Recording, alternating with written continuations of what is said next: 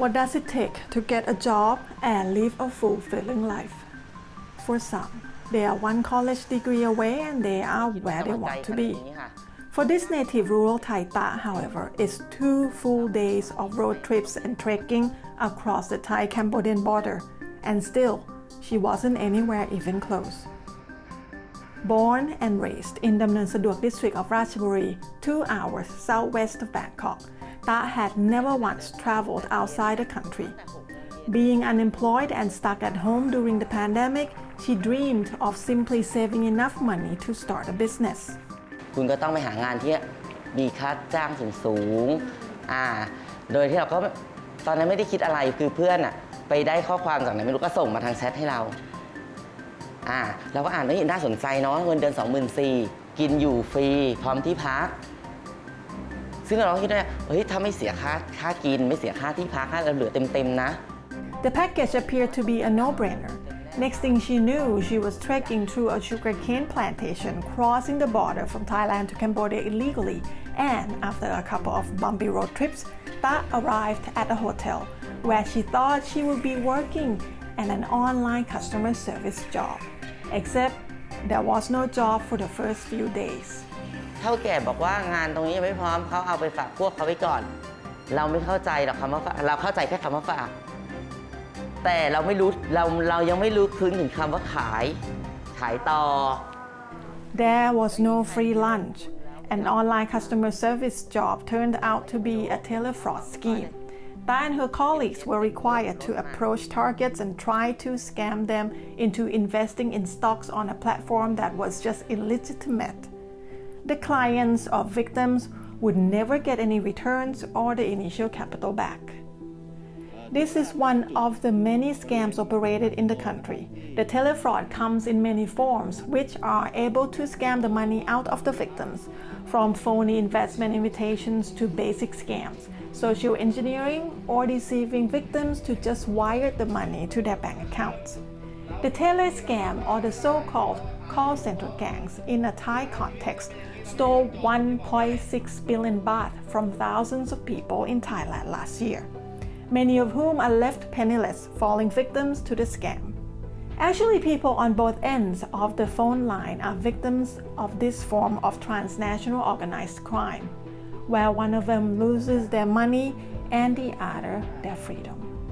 Those trafficked to the ring are left with no choice but to become a scammer, while millions of baht go into the pockets of the ringleaders. Reluctant scam callers are paid a low wage and often fall prey by debt manipulation and ultimately become stuck in forced labor.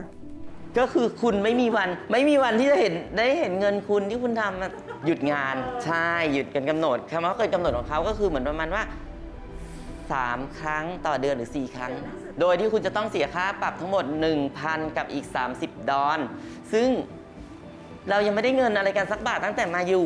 แล้วเราจะเอาที่ไหนไปเสียท่า Those failing to meet the work expectation and are unable to pay the arbitrary fines sometimes became victims of enforced disappearance. People facing this situation, such as Ta and her colleagues, must try to run. They mostly do so by reporting to authorities for deportation. Ta earned a total of only $100 for the scamming job after being there for roughly 6 weeks. She and other victims of human trafficking working for the telefraud ring were already under the protection of the authorities and awaiting repatriation when Thai PBS World interviewed her. คือดีไหมดีตรงที่ว่าพวกหนูไม่ต้องอยู่แบบทาสแล้วเงินไม่ได้ไม่เป็นไร In Thailand, telefraud is making the headlines daily. Sometimes it's sensational, with people coming up with creative ways to beat the scammers at their own game. Other times, it's more dramatic and serious when scammers gain millions of baht at the expense of someone somewhere. Thai police are attempting to tackle this type of crime not only to prevent fraud but also to rescue human trafficking victims. Since October last year, approximately 1,000 people have been rescued from the ring in Cambodia. Not everyone rescued got to return home though. คนไหนเนี่ยที่ตั้งใจนะครับออกไปนอกราชอาณาจักรไปทำงานนอกราชอาณาจักรกับส่วนที่ ถูกหลอกไปนะครับต้องมาคัดแยกให้ชัดเจนนะครับในส่วนที่ตั้งใจไปนะครับเราก็ต้องดำเนินคดี The Thai Police Chief Suwat Jang Yotsuk visited Cambodia last month to discuss the issue with his Cambodian counterpart.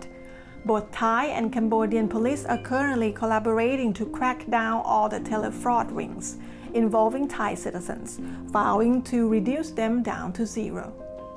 Meanwhile, victims of human trafficking who were hopeful the job in the neighboring country might lead their life somewhere are already back at ground zero. ถ้ามีคนชวนมาทำงานแอดมินอีกมา ไม่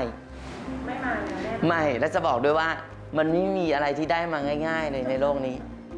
ทุลิปนาคสมภพเปล่า ชลันลักษณ์ จันทร์วันเพ็ญ ไทย PBS World